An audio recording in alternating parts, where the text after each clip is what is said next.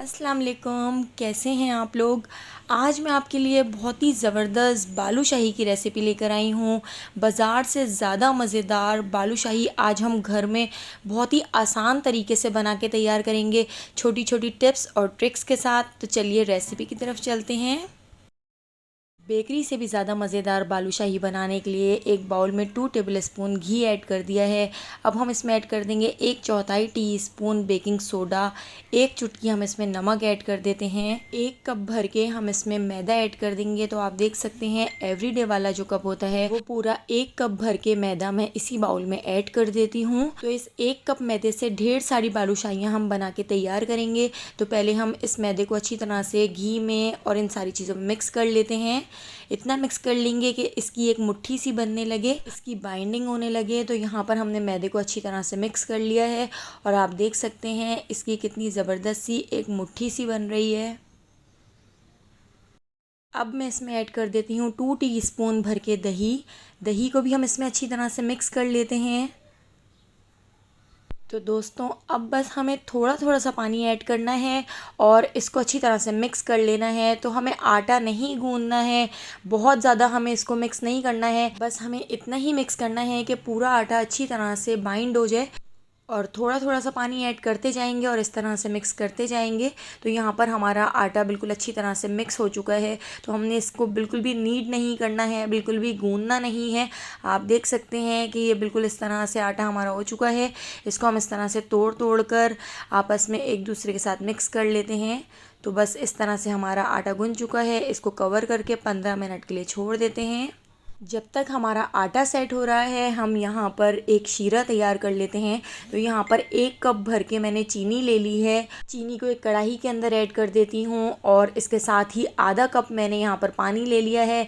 पानी भी हम इसमें ऐड कर देंगे और इसको हम पका लेते हैं। तो हम इस शीरे को मीडियम फ्लेम पर पका लेंगे और चमचा चलाते हुए पकाएंगे। थोड़ा सा बिल्कुल 1 चुटकी ज़र्दे का रंग हमने इसमें ऐड कर दिया है ताकि हमारी जो बालूशाही है उसका कलर बहुत ही ज़बरदस्त सा हो जाए, बिल्कुल बाज़ार जैसी बालूशाही बन के तैयार हो।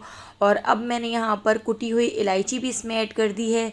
इसको भी हम अच्छी तरह से मिक्स कर लेते हैं। 1/2 टीस्पून हम इसमें नींबू का रस ऐड कर देते हैं। नींबू का रस ऐड करने से अगर हम अपनी बालूशाही को स्टोर भी करेंगे इसके ऊपर चीनी की लेयर बिल्कुल भी नहीं जमेगी और आप इसको स्टोर करके 20 से 25 दिन के लिए रख सकते हैं।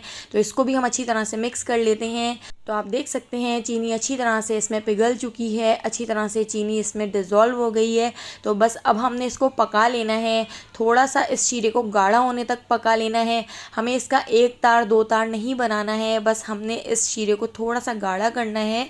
तो देखिए यहाँ पे हमारा शीरा बिल्कुल अच्छी तरह से गाढ़ा हो चुका है। अब मैं इसको आपको चेक करके दिखाती हूँ। तो आप देखिए तार नहीं बन रहा है, बस तार बनने ही वाला हो रहा है।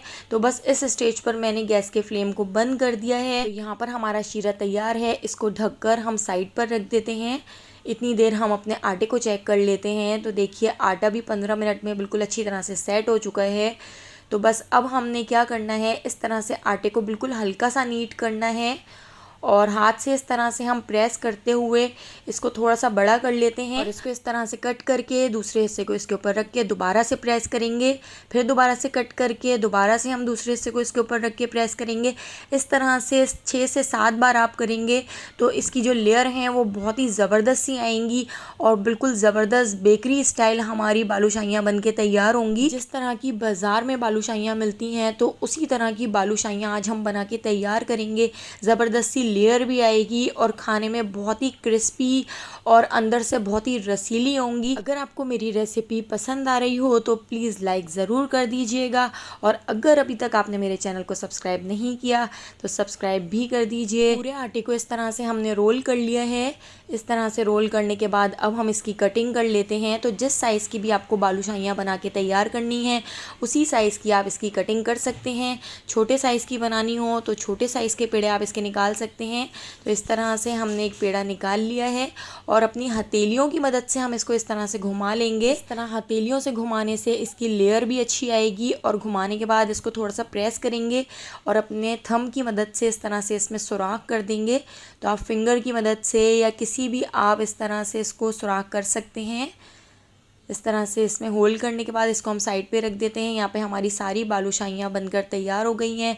एक और बालूशाही मैं आपको इस तरह से बना के दिखा देती हूँ। इस तरह हथेलियों से हम इसको घुमा के पेड़ा बना लेंगे और पेड़ा बनाने के बाद इस तरह से हम इसको प्रेस कर लेते हैं।